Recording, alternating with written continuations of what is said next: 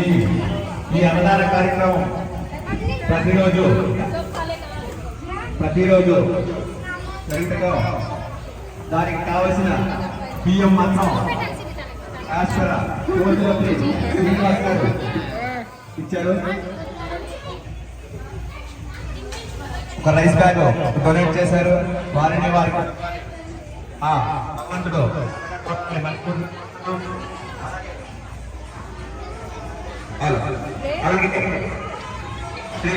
విగ్రహం డొనేట్ చేసిన వారు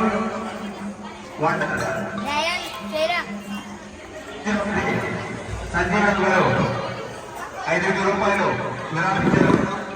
వారిని వారి కుటుంబాన్ని ఆ భగవంతుడు తలనెత్తాలని గడిగడి కోరుతున్నాం. అన్నదాన కార్యక్రమంలో అలాగే ఎవరైనా ఏమన్నా ఇవ్వగల ఇస్తే మాత్రం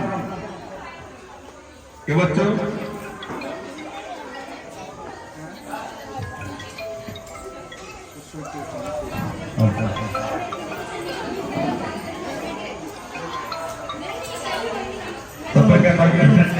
ఎవరో అన్నం వేస్ట్ చేయొద్దు.